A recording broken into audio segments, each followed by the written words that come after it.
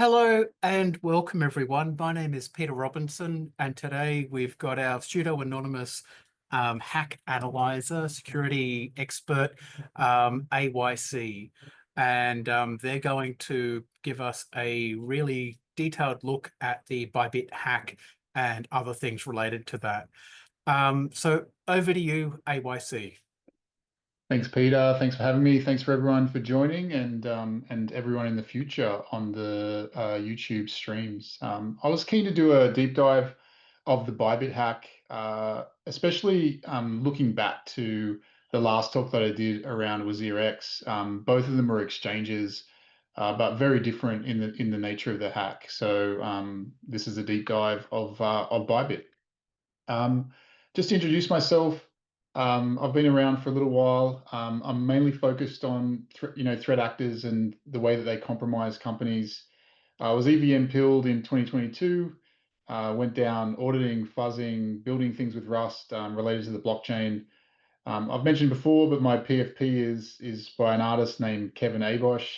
Opening email attachments can ruin your day. I think opening Telegram chats can probably ruin your day as well. So, and we'll go through that today. You can hit me up on Twitter, or you can see me in the ETH Melbourne Telegram. So let's just cast our minds back a little bit to Wizir X. It was an Indian exchange compromised in 2024. And it taught us a lot about how exchanges should approach the use of multi-sig wallets. And I suppose fired a shot in terms of nation states going after crypto. Now, most of this audience would know that nation state adversaries target crypto, but I'm not sure all of crypto knows that that's the case. But certainly in terms of crypto exchanges, crypto protocols, even crypto gaming, Lazarus Group or DPRK have chased all of these kind of targets. I think the other thing that Wizir taught us, with so many funds lost, around 250 million, was that JavaScript and blind signing just don't work together. Okay, they're a dominated strategy, and we had to be concerned about browser extensions, browsers placed in debugging mode, the supply chain in relation to JavaScript, because JavaScript was queuing up the transactions that were then signed by hardware wallets. I think the other thing that came out strongly from Wizir and other compromises was that we don't want to sign transactions where we read our email. So most of these hacks are conducted where the victim is in Telegram, they're in LinkedIn, they're in email, they're opening up attachments, they're executing code, and that's just a recipe for disaster. I think we also saw that there were some particular dangers around Safe Wallet and why it was important to not blind sign and be able to be exposed to the EIP 712 data. And I'll go a little bit further into that in this talk as well. But you probably remember from the last talk that there was a difference between Safe Wallet doing a call and Safe Wallet doing a delegate call. And that was based on the operation. I think since then, it's also been really important for high value multi-sig wallets to independently generate the safe wallet hashes, which includes a safe transaction hash and a data hash, independently of the safe UI. So if you haven't seen Pete Cavastaccio's safe transactions hashes util, it's kind of emerged as a little bit of a standard for how to compute all of those hashes independently so that you can then verify them in the safe UI and also verify them in the hardware wallet. And I'll talk a little bit more about that as well. And from my last talk, we also mentioned safe transaction guards. They're a smart contract you can deploy on EVM blockchains that can check transactions or safe wallet transactions before and after the transaction takes place, and they allow you to implement a number of guarantees on chain. And if you're interested, you can always go back and visit the last talk. The links will be in the slides when you get them. As I go through the talk, I'll probably stop on each one of these kind of yellow markers, and we can just pause for questions if there's any, and I'll try and scoop up any that's kind of popped up in the chat. So, what's the TLDR of the ByBit hack? A safe developer, not a ByBit individual, but a safe employee, a developer was social engineered. It's believed via Telegram, where they executed a backdoor container believed to have root privileges, giving the adversary the ability to deliver and execute malware and steal AWS credentials. So the parts in the square brackets here are from a slow mist report that came out a little bit before the ByBit hack. So everything that's in the kind of curly braces is what's come out subsequently. So the developer was socially engineered. They executed a container. That container had a Monte Carlo simulation in it. And I'll go a little bit more into detail on this in a moment. Ultimately, it was a ruse to execute code, Python code that then either dropped plot twist or a Mythic agent that then sought to steal AWS credentials.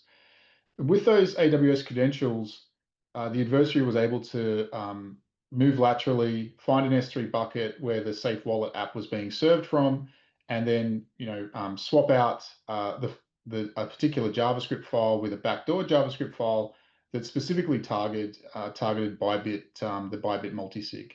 And we'll go through the attack, but ultimately $1.5 billion worth of funds was stolen. So when you think about it, it's very similar to Wizir in terms of the Wizir X in terms of the Web3 part, but very different in terms of what happened prior to it. And if you just look at the timeline, I think if you look from the second line, developer compromise on the 4th of February, and then the exploit transaction happens a fair bit later, almost over 2 weeks later. So you can. What I wanted to show with this slide is that trader, the actor in this case, was inside the safe environment for a very, very long amount of time, scooping up AWS session credentials as they went, and eventually found a way to compromise the ByBit multisig wallet. And I suppose we'd say that they were there undetected. So in terms of targeting, Trader has a long history going back to 2022 and even earlier than that. A lot of the kind of interbank heists, kind of pre-blockchain are kind of attributed to Trader as well. But just to give you some of the dates here, like the American Cyber Defense Agency was talking about them in 2022. There was a really good blog post that came out talking about the kind of tactics that they're using now in 2023. And this is the kind of share a GitHub repository, have a reason to recruit you or need help fixing a bug, get you to fork the repo and execute it. So it was happening with NPM in 2023. GitHub confirmed that later on in 2023, around about the time that Jump Cloud was exploited. And then from there, we saw other kind of like really great researchers talking about these kind of tactics. And then from there, we see that NPM was used, Python has been used, Docker has been used, LinkedIn has been used as a vehicle. But most of this activity happens in Telegram between the threat actor and the developer or the victim in this case. And just to give you a rundown, so I've kind of left Wizir and Radiant Capital out of this and just kind of looked at what was, Wizir X and Radiant Capital are attributed to a slightly different North Korean threat actor, but Trader is kind of responsible for a bunch of these, and they're generally a little bit more complex. They often revolve around the theft of credentials, and then a lot more lateral movement than probably what we saw in Wizir X and Radiant Capital. But probably some interesting ones are Jump Cloud in 2023.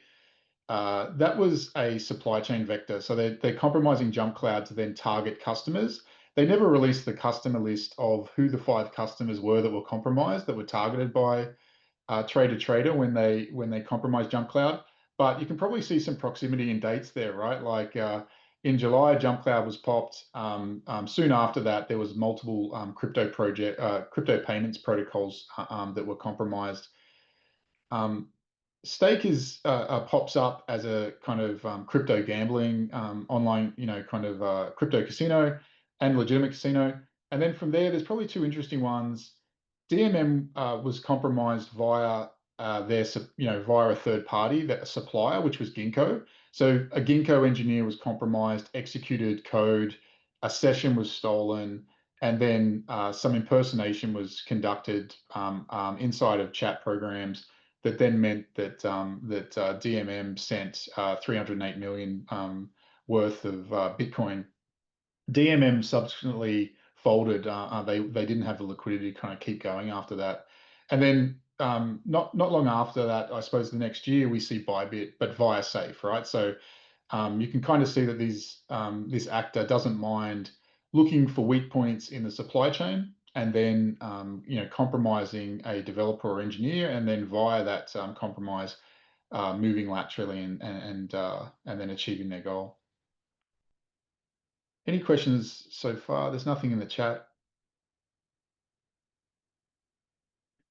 Right, so we've got a motivated threat actor.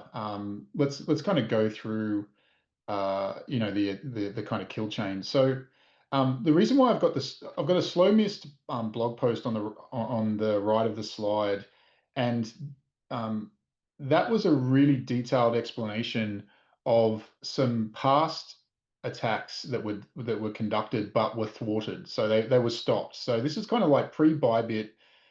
There was a number of kind of forensics that they went into a bunch of forensics on a couple of different hacks, but it looks like most of those were stopped. So, but what you can infer from that blog post is that almost the identical TTPs were used against Bybit. So what I've done is where there's square brackets, it's from, it's assumed from the blog post. If not, I've noted it. So like I mentioned before, a developer was enticed to fork and run a Docker container, which looked like a Monte Carlo simulation.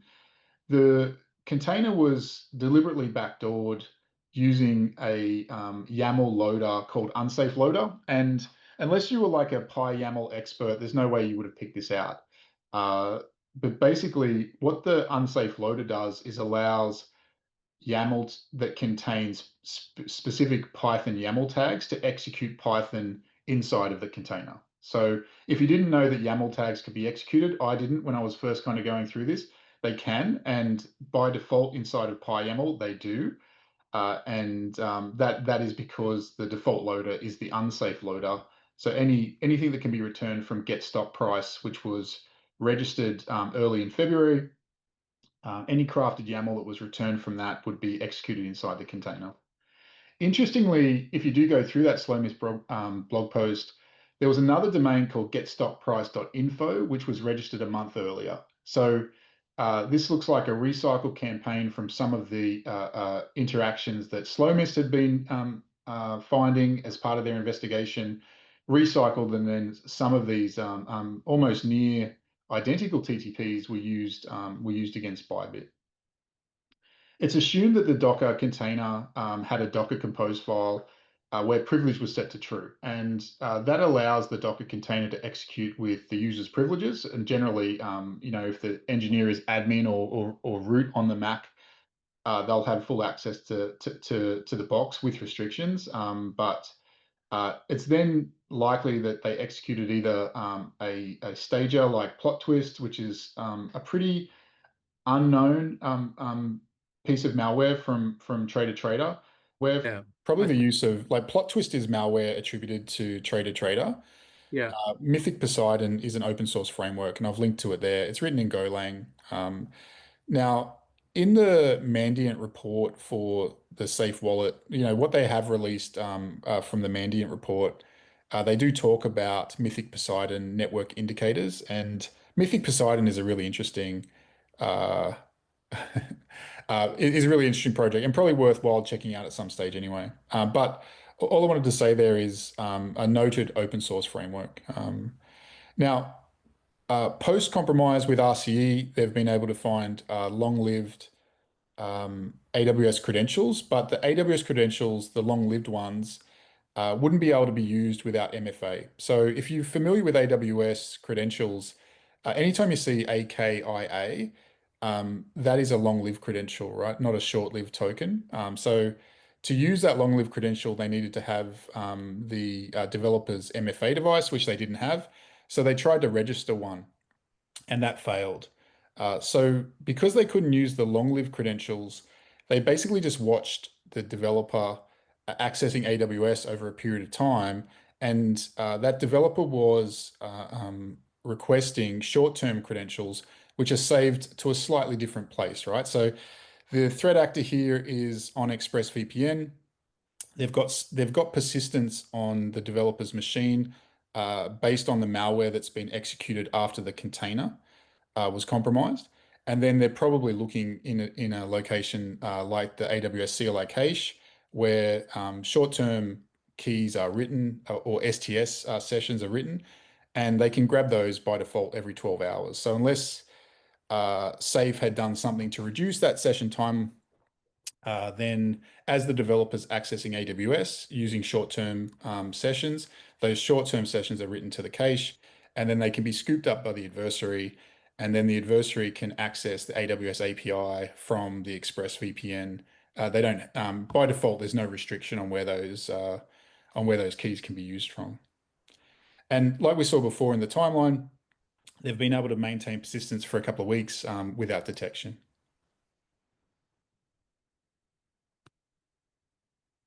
Just want to make sure my screen is advanced. Has my screen advanced? Yes. Yeah.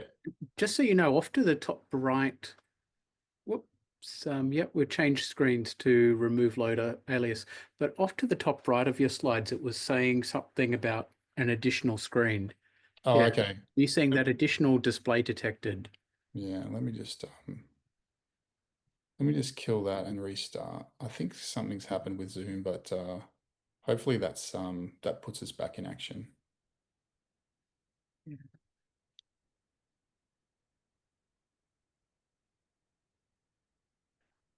Oh, okay. So one thing that was interesting when I was researching this was that Banteg, who's really well known in crypto circles, had actually submitted a pull request to PyYAML to change all of the safe loaders back, or the unsafe loaders back to safe loaders. So I've kind of included that PR in as well. Banteg doing the Lord's work.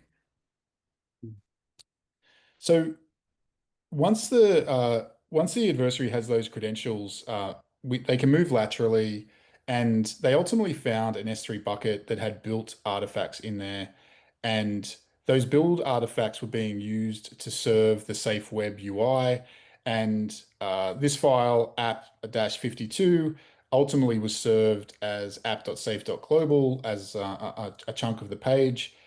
The adversary makes a copy of this JavaScript and then goes about patching or modifying two kind of functionalities in there, which was sign transaction and execute transaction. This would have changed the hash of the file, and you can kind of see the changes here. So if I just show the first patching of sign transaction, you can kind of see what they're doing where if, and I'll explain this in just a little bit, but if you look at that line, let WA equals some addresses, there's an address there that ends in FC4. So what they're basically doing is saying if the target address is within those addresses and the operation is set to 0, then copy the transaction, but swap out the to field, the operation field, the data field, the value field, and the safe transaction gas field.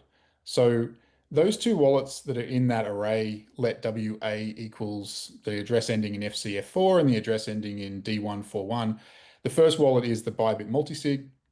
The second wallet is a test wallet. So they actually tested these transactions or tested these backdoors to make sure that they worked. As you can see from that Wayback Machine, there was two snapshots taken on the 19th. The first snapshot at 11:19 has not been modified. The second snapshot at 5:29 in the afternoon had been modified. As mentioned, the sign transaction and the exec transaction had been modified in a similar way. So the JavaScript backdoor had been created. Anyone that was browsing the Safe Wallet web app would have received the vulnerable JavaScript. But as you can see from the way that they constructed it, it only would have ever targeted the Bybit multisig.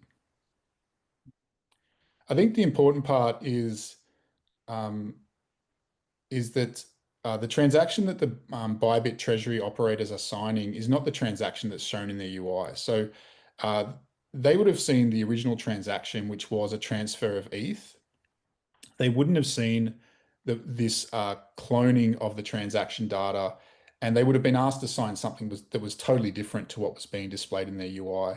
So we expect in the UI that it would have been an ETH transfer using operation 0, and what they were signing was the execution of a delegate call using operation 1 with some specific call data that you can see in the images on the right. And this is starting with, you can see the line DA equals 0xA9059, and we'll go into that a little bit deeper in a moment. So the attack transaction, I think a couple of things to call out first is that the transaction was actually submitted by the ByBit exploiter. So not submitted by one of the signers, which you'd normally expect when interacting with a safe wallet. So it means that at some point the attacker has captured all of the signed data and then from there decided to play the transaction or submit the transaction themselves using their own EOA. This kind of brings up a question as to whether they needed to patch exec transaction or whether they could have just patched sign transaction. But I suppose that's a kind of like a discussion we can have with Safe at some point. Right now, it's not known. All we know is that the ByBit exploiter is the one that submits the signed data. And you can see here the transaction is to a specific address. Now that is an attacker contract. The data here is made to look like a transfer. So you can see the function selector is what we would normally expect of a transfer of address and amount. And if you go and use something like Heimdall to decode that entire call data that's inside of that data field, you'll see that it's basically a transfer to an address. And interestingly and weirdly, the value is 0, right? Normally you would expect like a ERC20 transfer, we would expect the value to have something, but let's go a little bit deeper. You can also see an address laying in there, and that's another attacker contract. So basically what it's doing is calling one attack contract, and it's calling a transfer function using delegate call, and it's passing a parameter, which is another address, and we'll see how they interact. A little bit lower down in that transaction data, you'll see that they've submitted all the sign bytes. So this is what they would have scooped up from the patching of the sign transaction, which was in the modified JavaScript. And what I'd assume here is that all 3 signers from the quorum signed the transaction and submitted it back to Safe. And it's likely that the adversary grabbed that signed transaction data from a Safe Wallet API and then has played the transaction themselves rather than waiting for the final execution from one of the individuals. If we go a little bit, if we go into the state, the most important thing when looking at safe wallets in terms of their storage is that slot 0 is the implementation. So safe wallets deploy a proxy. That proxy points to a generic, a versioned implementation contract from Safe. And what you can see here is that whatever happened in this transaction modified slot 0 from pointing to a legitimate safe wallet implementation to pointing to an attacker controlled contract. And interestingly, if you look at the addresses, you'll see that it's been swapped out for the parameter that was placed in the call data. And I suppose we try and work out how that's happened. Again, remember that as far as we know, right now, there's been a transfer call, which is obviously not a transfer call, but parameter's been passed, which is the parameter of a contract. So we can kind of dive into the attack contract 1. So this is the contract that is here, and if you go and click on that in Etherscan, you'll see something like this, right? It's a pretty small contract. If you go and decompile the bytecode, then you'll see something like this, where there's a transfer function, you give it an address, and interestingly, all it does is take that address and store it to slot 0. So if you see a little bit above, slot 0 is defined, and then the address is taken straight out of the parameter and pointed to here. And notice there's no access control here, so it's important that the attacker gets it right, which I don't think they were going to mess about in this case. What would have been stored to slot 0 is what was passed as the parameter, which we saw before. The value for the UN256 underscore value is actually never used, so that's why it didn't need to be set. Now, if we look at that second attacker contract, it's a little bit more complicated. And this is the one that has been stored as the implementation now for the safe wallet proxy. And if we decompile the bytecode, and if I make that look a little bit nicer, you'll see it's very, very similar to Wizir, where there's a function to transfer ETH that's inside of the proxy contract, the safe wallet, the ByBit safe wallet. And then there's another one which will transfer ERC20s. So this is very, very similar to the ultimate attack contract in Wizir X, where it had functions to sweep ETH and had functions to sweep ERC20s. Very, very similarly, once the delegate call is made to the first attack contract, the implementation is swapped out with this contract, and then any subsequent call to the proxy will use the storage of the proxy, but the functionality of this implementation, which means that the attacker can move any of the ETH or any of the ERC20s that sit inside of the ByBit safe wallet, which is a proxy, right? Now, note here, lots of access control. So this is all of these functions are kind of gated by looking at the address, and this is what would be known as the ByBit exploiter on Etherscan. The adversary kept the same address for deploying the contracts, for calling the contracts, and for kind of protecting the calls to this contract. Once that implementation is changed over, or the slot 0 is rewritten with a different implementation, it's game over, right? There's no way that ByBit can get back into the contract. There's no ACLs or any other functionality that can be leveraged. There's literally nothing they can do once that slot 0 is swapped out. Any questions so far? We covered some pretty detailed stuff, so I might just quickly bring up the chat. No, nothing in chat. Right, I'm happy to continue. Okay, so I think firstly, let's talk a little bit about the game, right? I think a lot of crypto projects, protocols, exchanges may not realize that they're in a game, right? There's a nation state actor that is working 24/7, 365. It's on LinkedIn, it's on Telegram, it's in your email. It's trying to get you to execute code. It's trying to compromise your projects.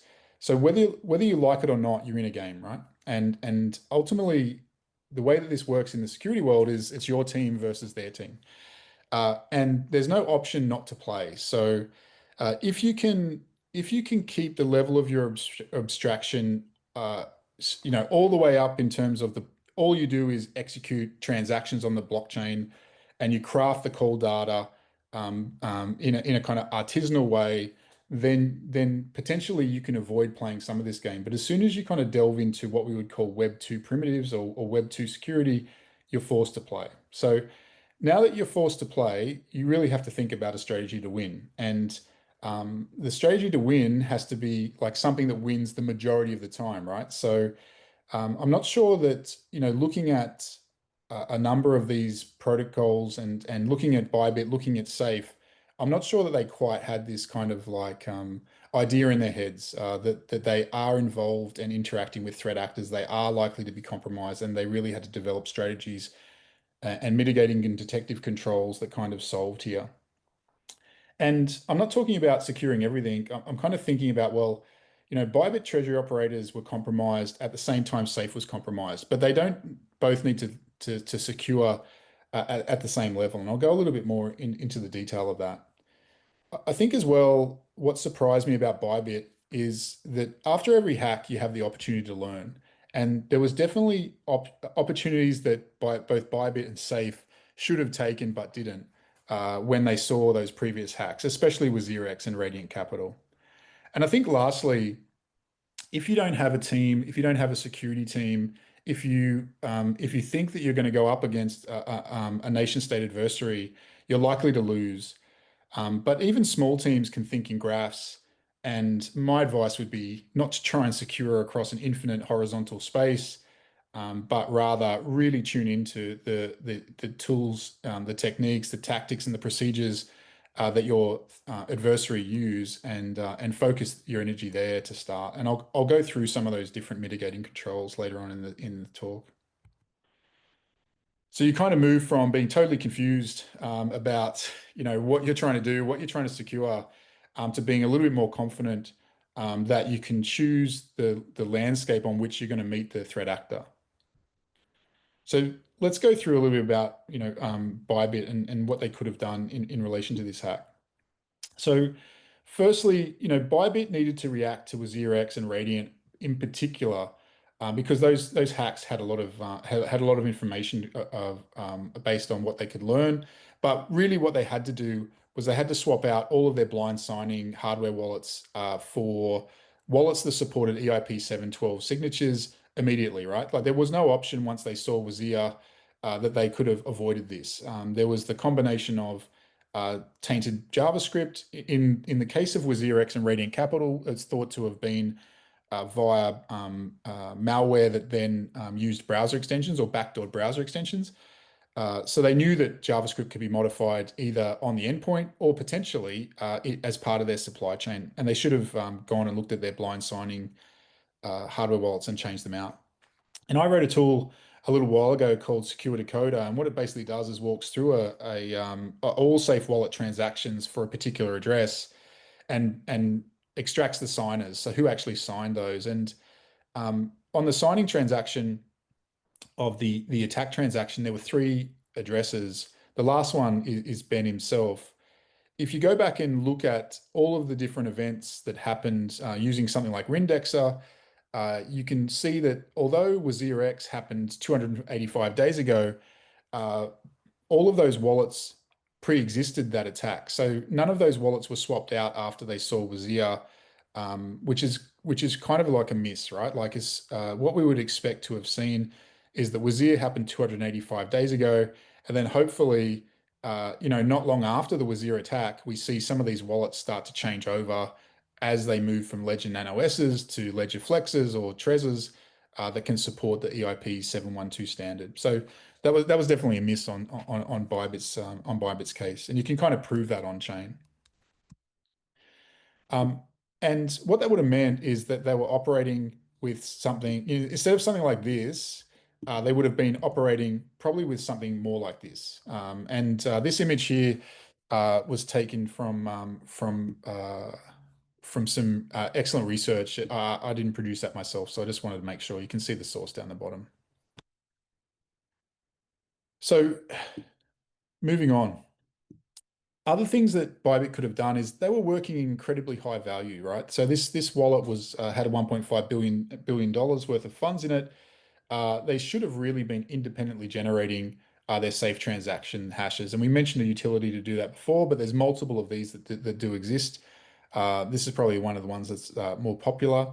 And what that allows you to do is with the given or with the next nonce, you can, with the call data, you can generate all of the transactions that should pop up in the wallet so that you can verify them in the Safe Wallet UI, and you can verify them in the console, and you can verify them in the hardware wallet. So it gives you like an additional kind of confidence that what you're signing on the hardware wallet is actually what's been produced by the CLI tool independently and also via the Safe Wallet. And what you probably, if you've played around in this space, what you'll notice is that different wallet and wallet connection software combinations show different things when you're signing safe wallet transactions. So if you go and take a Ledger Flex, a Trezor One, and a Ledger Nano S, and then you use MetaMask or Ledger Direct or Wallet Connect, you get slightly different variations. And some of the treasury operators that I work with had already done this kind of 3x3 matrix where they had already evaluated 5 wallets. They had evaluated those 5 wallets using MetaMask, Ledger Direct, and Wallet Connect. And they had also evaluated those on mobile and on desktop. So they had a really, really good idea of what's going to be shown up in what wallet interface and which were the best ones to use.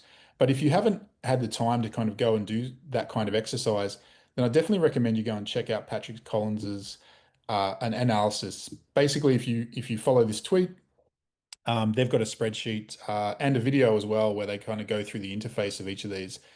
And my expectation when you're talking about billions of dollars is that the exchange would have done that they would have spent a little bit of time understanding that they needed to be on the best combination of connection software, hardware wallet, and device, you know.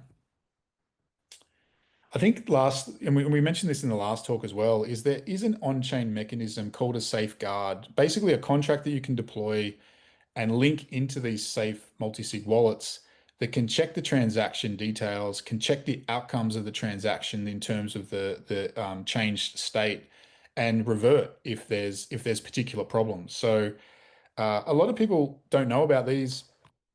So if engineers don't know about them, then treasury operators are unlikely to know about them as well.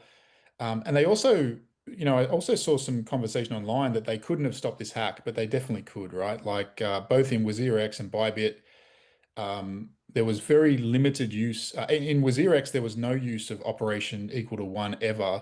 And I believe that was the same as ByBit as well. ByBit had only done ETH transfers using Safe Wallet and had only done one ERC20 transfer days before the hack, which was for Mantle ETH. So you definitely can build guard contracts, link them into safe wallets, and apply a policy for some protection. And I think exchanges should either fund and audit, guards that work really, really well for their cold wallets, or go and look at some of the existing, safe or guard standards and try and see whether one of them works for them. A couple of other things that we discussed in the last presentation is although Bybit was a supply chain hack where Safe Wallet was popped and the JavaScript modified upstream, there's still the threat that is posed by attacks like WizirX and Radiant that these signers also could have been compromised via their endpoints and via their browser. So still looking for dedicated signing devices like a Chrome OS, or starting to trend towards mobile where the user interface works. And the exact same reasoning that I used last time is that zero-day bugs for something like iOS are so much higher than zero-day bugs for Windows. You're much more likely to be compromised on a general purpose operating system where you read your email and you do Telegram than you are to be executing off of a mobile stack with signed code and signed bootloaders, etc.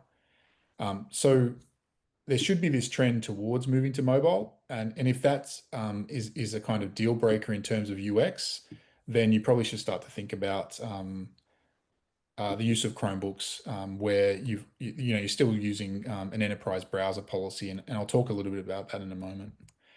I think as well, any Web3 company where signers are performing signing actions via their browser have to be looking at an enterprise browser. And what that allows them to do is to ensure that they're protecting at least one browser, right? So there's real differences between Chrome and Firefox in terms of how they protect their cookies and how they protect their sessions.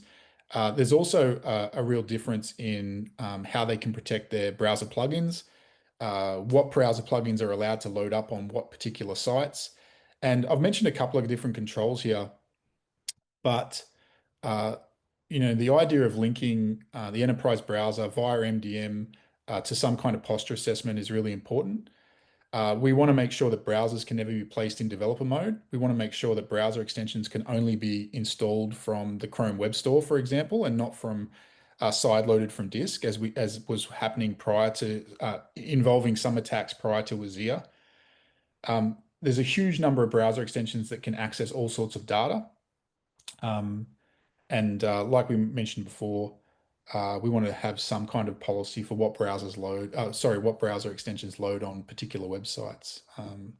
So I think all I'm saying here is the threat of JavaScript being tainted by browser extensions on the endpoint doesn't go away, even though ByBit is an example of a kind of supply chain where the JavaScript was modified upstream. So, Safe probably has a lot more to think about in terms of this attack. And I'll probably, pick out these points. I won't go through everything, but they did come out and say that they were going to kind of require multiple reviewers, right? Which was interesting. It was something that I probably would expect straight away, right? But what it kind of said was that although production should have been immutable and build artifacts shouldn't have been able to be accessed by engineers at any time, that they were focusing a little bit more on the overall process, which is fine. But I suppose what I would expect is firstly that engineers can't merge directly into main, right? They have to go through some kind of review process. And also I'd expect that the SSH keys are ephemeral, so they're time limited and signed by a CA. Although the AWS session was stolen in this case, there's no reason why, if the engineer had it, that they could have stolen other things like SSH keys that might have given them commit ability inside of repos. Now, why would they?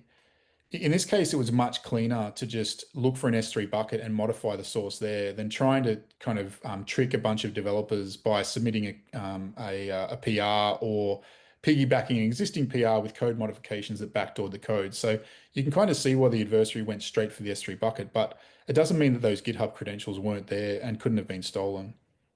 The idea of having these signed periodically just means that these SSH keys don't last forever. And if you haven't looked at signed commits, I think signed commits are an additional protection if the private key material for the signing of the commit is stored on something like a YubiKey. GitHub also has a feature called GitHub Artifacts, which allows you to sign all of the built artifacts, and then you can go back later and query that attestation, and that's really, really handy to kind of say, well, is everything in my S3 bucket what I built from when I built when I kind of created this build using GitHub Actions? You can go back and compare artifacts to each other. I think as well, what I would expect from any kind of company involved in really, really valuable supply chains is that production is just treated as immutable, and there's no way to access production unless you've got some kind of ticket and you've got just-in-time admin escalation. So the idea is that production should be immutable. The engineer should never have had the ability to read-write access to a bucket that has built artifacts. And that can be generally achieved by engineers only have read-only policy and modifying production via build pipelines and not directly. And if they do need to break glass and get in and do some kind of function directly, then they should have to elevate their privileges or add additional role policies to their AWS profiles by going through some kind of internal system that can boost their privileges. Another really interesting technology to look at is sub-resource integrity, and it would have allowed, well, in this case, what it does is basically allow you to hash your artifacts that are being loaded in JavaScript. And if the hash of the JavaScript doesn't match the hash that's been described in the HTML, then the browser won't load it. So one way that Safe could have mitigated this attack is if they had through their build pipeline, have produced hashes for all of the JavaScript that they were loading into the application. They could have specified those hashes, and as soon as that hash had changed on the chunk related to the patching of sign transaction and execute transaction, then the browser would have noticed that the hash was different to the hash that was being loaded, and wouldn't have loaded it. So for those of you that are kind of looking at these mitigations, sub-resource integrity is a really good one for protecting against JavaScript being tainted somewhere in the supply chain. And for those of you who aren't familiar, there's a great framework called the Salsa framework that talks about different levels that you can achieve of supply chain security. And it's a really good read. If you go on Google Salsa, you can go and read about all the different attack techniques across supply chains. and also what you can do to try and mitigate some of those. I think in terms of AWS, it sounds like from what Safe is saying that they were pretty underprepared. There's no definitive statement but that they didn't have CloudTrail enabled, but let's assume that they did. Even if you don't have CloudTrail enabled, you can ask AWS for emergency access, and they can give you access to kind of like historical CloudTrail for a period of time as a kind of mulligan. The other thing that we note is that they either didn't have guard duty enabled, or they did have guard duty enabled and they weren't monitoring events. Guard duty is like a cloud intrusion prevention system where AWS has does a bunch of different monitoring, and one of the actual detections that they have that is enabled, and you can enable as well, is to generate an alert if someone comes through with a browser agent of Kali Linux. And interestingly, the trader actor was coming through with a Kali Linux user agent when they were accessing the AWS API. So this would have been going off quite consistently during that activity, and something that that you'd normally have turned on. And if that kind of alert popped up, you'd either know that you're being red teamed, or you'd know that you're under some kind of you're potentially under some kind of attack, right? Like, it's a good indicator. I think the other thing we mentioned was read-write roles versus read-only roles and just-in-time approval. On endpoints, though, there's the ability to monitor long-lived session keys, AKIA, or AKIA, and also short-term session keys, which are the Asia prefix. They can be monitored on disk, and you can look at what kind of processes are accessing them, and you can set up detections to say, well, why is this strange process accessing the .aws directory? There's also tools like AWS Vault, which allow you to push all of these kind of credentials into kind of like a mini kind of password vault, and not have them sitting around on disk. In general, you either need to fight like hell to protect the endpoint so that all of these important sessions and cookies can't be accessed, or you need to try and push all these sessions and cookies and important information into more secure alternatives that the adversary doesn't have access to. So we mentioned signing of the SSH key before, and moving the SSH key to something like a YubiKey, so it's not sitting on disk. We've talked about AWS long-lived and short-lived credentials. Ultimately, they're going to be accessed and used against you. So you try and move them to more secure alternatives, right? And I'll talk a little bit more about some other options there as well in a subsequent slide. In terms of session theft, like, that's ultimately what we're talking about here, right? Like the remote code, the actor has remote code execution. They go and steal a credential. They then create a session using that credential, which is, off the original box that they compromised. This should be like, not that it's table stakes, but this is something that all blue teams look for, right? So often what we do is we go and restrict AWS API access to a particular CIDR block or a particular VPC or VPC endpoint. If we don't mitigate this way, we generally detect when sessions are being, are used, or AWS API is being called from outside of our traditional CIDR blocks that we know about. That's if you're working in that kind of model where people are accessing via an office or things like that.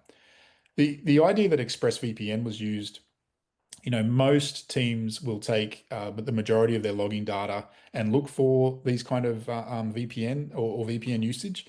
So, I kind of expect that to be picked up, but the more of a gold standard is to try and restrict these endpoints. And if you are using a zero trust model where people don't exist in an office, but they can travel around where, from home, work from airports, from wherever, then you try and get some kind of virtual VPN that does go outbound from a particular CIDR block, or you start to look at app binding or session pinning, and you might have heard of things like Zscaler and other technologies, identity-aware proxies, where you can make sure that even though all of these different users are all over the world, they still kind of come out from the same kind of virtual network or CIDR block.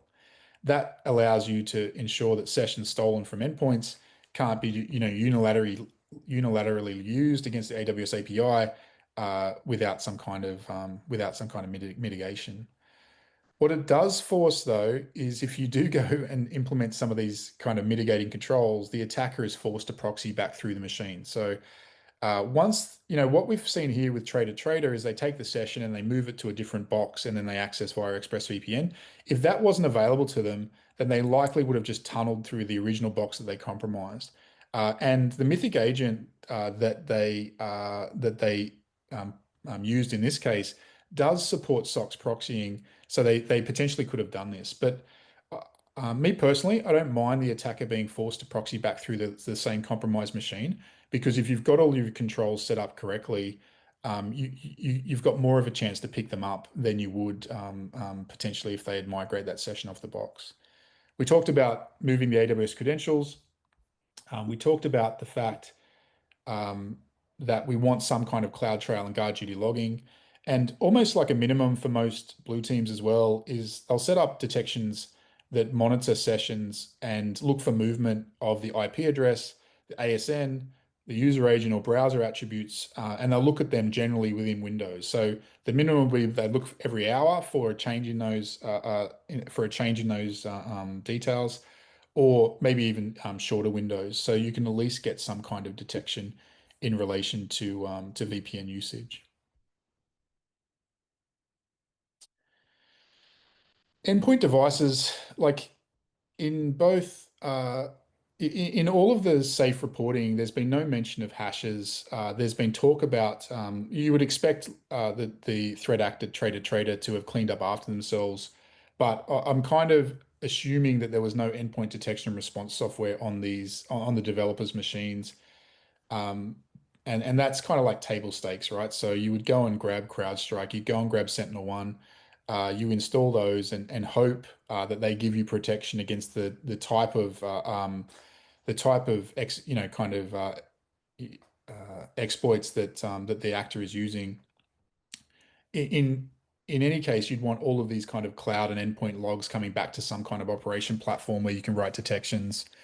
One thing that myself and some others have been looking at lately for some organizations we work with is the Santa project. And this was a project that does like binary or app whitelisting. And what we found is it also not only does binary whitelisting and deny listing for Mac, it also does file authorizations. So there was a bunch of detections that we had, like no one can access Chrome cookies outside of Chrome processes, right?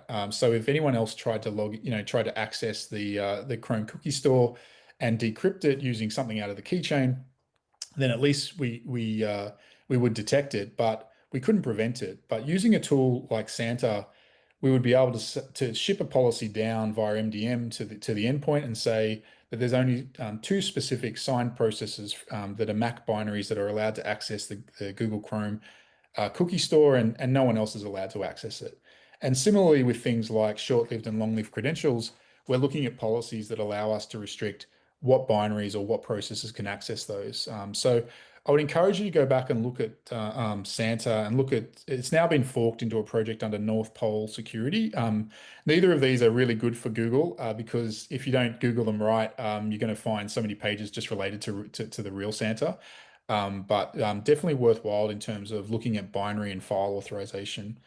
And in that way, if you haven't moved all of your important credentials off disk and into more secure alternatives, you can at least start to restrict what signed binaries can access these files and their particularly sensitive stores. So this is a slide I had in the original one. I don't really need to rehash it, but we kind of mentioned that if you're in the game, there's a price you have to pay, right? Like endpoint detection and response is one of them. That kind of software running on the endpoint, and also cloud, cloud logging like CloudTrail is super, super important. You have to have these to be able to monitor the effectiveness of your mitigating controls, but also you got to be able to write detections that alert you and tell you when threat actor activity is happening. So, but I won't labor on those. You can probably read through that yourselves. So that's a huge amount of content, a lot of more in-depth security talk, but hopefully I was able to keep you with me the whole time, and happy to answer any questions that you may have.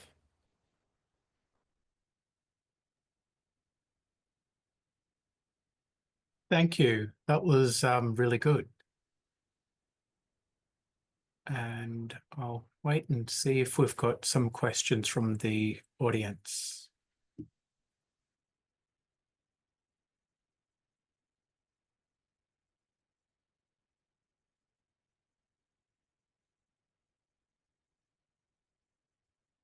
And if not, yeah, can I say that the idea that people could modify the hosted JavaScript code without any audit trail or, like that just seems crazy. Yeah. Yeah, I think look, they haven't released the full Mandiant report. It would be super interesting if they did. I think ByBit have been a lot more transparent. But I would hope that both are released at some stage. But I could understand why Safe may not choose to release anything other than excerpts. 2 weeks inside of an environment is a long time, and I would expect that there was a huge number of API calls outside of just looking for that S3 bucket. And I think the S3 bucket just ended up being the kind of lowest cost, easiest attack point. Yeah, well, actually, that was another thing that you said. So you said that 2 weeks was a long time, and yet often I thought attack groups are within organizations for months, sometimes years before they're detected. And like, the Chinese military, when they hacked RSA back in 2012-13, I think it was worked out they were inside for 6 months or something. That's a company built around security. And yet, so I would have thought 2 weeks is like no time at all. Yeah, like definitely in those attacks that I showed for Trader Trader, a lot of it is like 4 weeks, 6 weeks. They're very patient. In this case, they got to their goal within 2 weeks. Like maybe it's just something of my like defender bias is anything longer than an hour, I'm kind of upset with. So it may just be like the high bar for not wanting adversaries inside your environment. But yeah, look, 2 weeks to achieve their goal is pretty good. Remember, they also tested everything. So they deployed all their contracts. They tested everything with the modified JavaScript. And then they after test they went through and did the production run. Yeah. Yeah. Oh, good to see they test. Gotta look at the positives.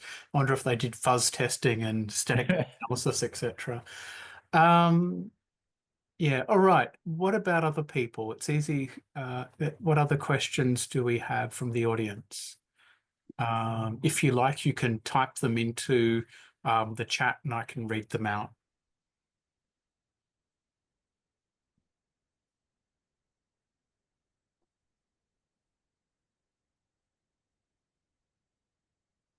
So there is no questions, I believe. So I think it was really good insight. Do you want to talk about the recovery process, anything, or? Yeah, are you talking about like post-incident response, like what you would expect in a compromise like this? Yeah, anything to recover, that will be really good.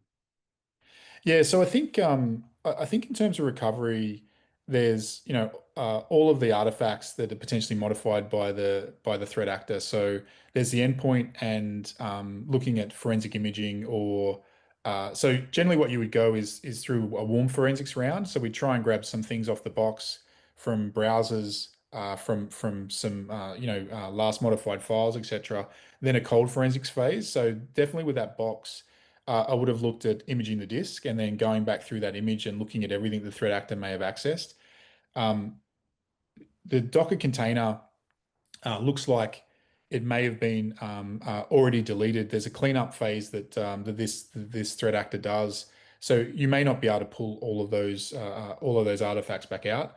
And similarly with the cloud, you'd be looking through CloudTrail with a fine tooth comb to look at every single API call and why there were successes and why there were failures at each one of those points. And then from there, you would be able to reconstruct the majority of the adversary's movements, except for, in this case, some of the assumptions that have been made.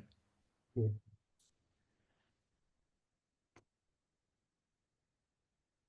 So if you were ByBit though, all right, so we've just been hacked for 1.5 billion, and I guess there's another, pile of money to go as well. Would you race out and buy some new ledger wallets, new laptops, and start from a clean, just assume everything's compromised, quickly start from a clean slate and transfer control of the multi-sig wallet to new addresses immediately? Or Yeah. how would you So do it? that's a really good question. I think if I was Bybit, I would be looking at three things. So absolutely number one is a phased rollout of anything that does blind signing for an EIP 712 compatible hardware wallet. So I would go and create a test multi-sig, and I would go and grab 3 or 4 of the top wallets that are out there, Ledger Flex, some of the Trezors, and then test transactions against the safe wallet on one of the EVM test networks, and just make sure that I'm happy that the independent creation of hashes using something like Safe Transactions Util, and that the UI and the wallet all give me the information that I'm looking for. So what I would expect on chain is to see them removing or adding new signers and removing old signers, and those old signers should be the ledger stock. After that, I would definitely be looking at enterprise browser policies and what extensions can be loaded on what websites, or move towards something like Chrome OS with a very similar enterprise browser policy as a dedicated signer. So you get a lot of benefits to having Chrome OS or iOS as a dedicated signing device. If you're going to use Chrome OS, I would still advise that you have a Chrome Enterprise browser policy so you can have your security team apply particular restrictions and controls which help you. So, number one, change the signer stock. Number two, get some control around the browser so that we don't have backdoored browser extensions. And the separation of the signing machines means that I'm not talking on Telegram, LinkedIn, email, and executing PDFs and executable code, where I'm also signing transactions. So you get a bunch of benefits there. For someone like Bybit, I would definitely look at implementing guards, and that's going to be a slightly longer process because you've got to go and evaluate the guards that are out there. You've got to see whether they work for you, and then you've got to audit them, and then you've got to implement them.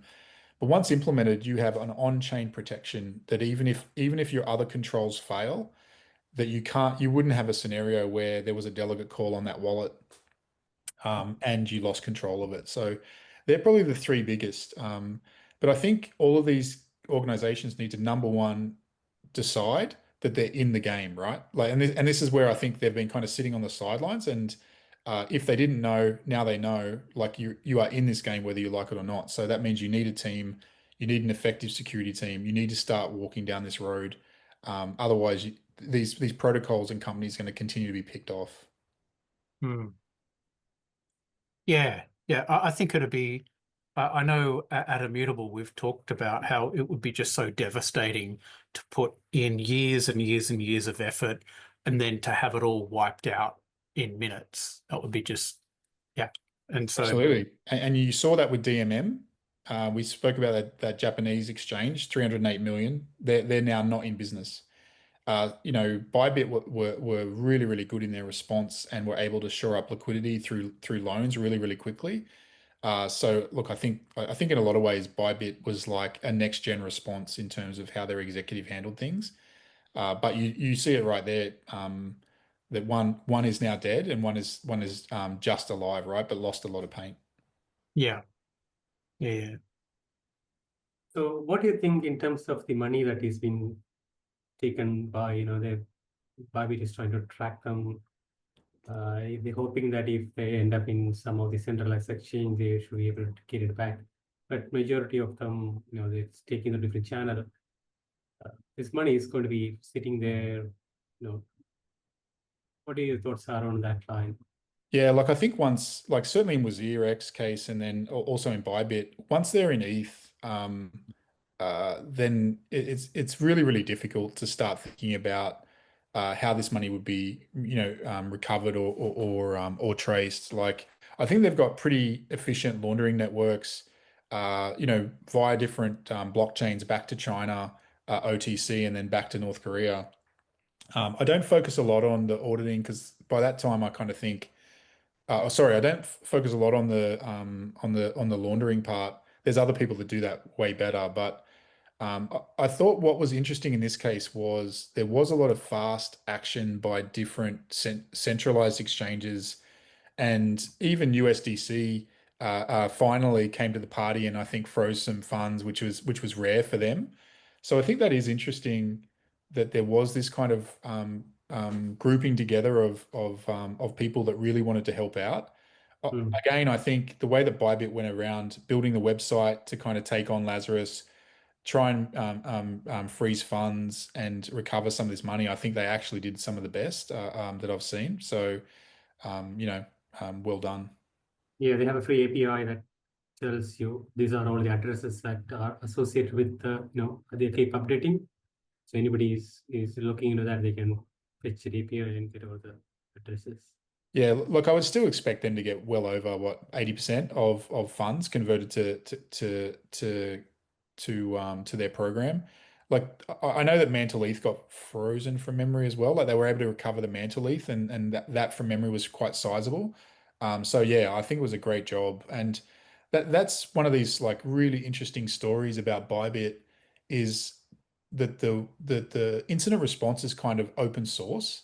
And that never happens in Web 2, right? Normally, what happens in Web 2 is a company gets compromised, they go insular, they really close down, and they really protect what they talk about publicly. But what you found with ByBit is Ben was straight on the streams, and I think he was talking on Spaces, and I think that gave people a lot of confidence that he was sticking around, that the company was sticking around. And then everyone, I think, a lot of Web3 security researchers and people at exchanges all decided to lean in and help freeze and track and find funds. And I actually think that's a really important story. Yeah, yeah. I think it is quite important as well for tracing the money and then blocking it up, making that recovering it is important as well, because that sort of stops people from, even if they steal it, is very hard to get it out, right? Yeah, This like kind of thing keep on happening here. it starts to push on some of the tenets that we love about blockchain, right? Like, and I can see, you're nodding, I'm nodding, right? Like we of course, like we're now talking about, we always wanted censorship resistance. Um, but in this case, I think the market will find that will match the level of censorship to the level of risk that people are prepared to take, and eventually these things will level out. Yeah, yeah. Yeah. Yeah, I'm also pretty picky on one other thing is privacy. Yeah. Privacy, there is a lot of privacy preserving systems. Zero knowledge things are very useful for laundering monies and things like that. This is a whole different type of area, but a couple of tenets of blockchain become really challenging to real world applications. Yeah, I think you're right. This is not a problem. Like I would expect that in 6 months we have this talk again, right? It'll be another very big hack. And we'll, don't want to be pessimistic, but unless teams in the Web3 really start to prioritize their actions against this threat actor and start to play the game, we're likely to see more of this happen. This adversary is very, very good, and we're only looking at one of their teams, right? Like we're not even talking about a bunch of their other teams that are acting in the crypto space as well.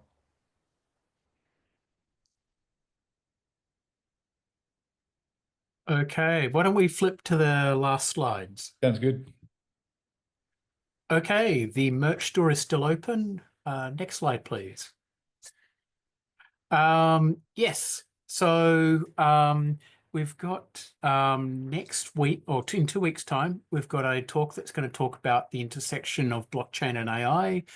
After that, we've got Ratan, who's coming from OP Succinct, who's going to tell us about how you can use ZK with a OP rollup and optimistic rollup. So that'll be a good deep dive.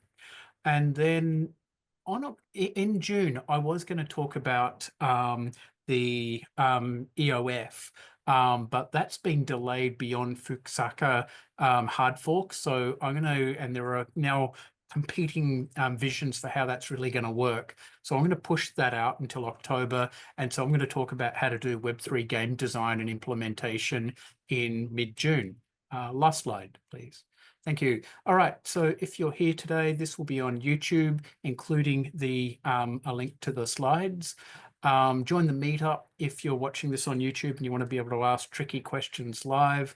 And there's a Slack workspace, and sometimes there is example code.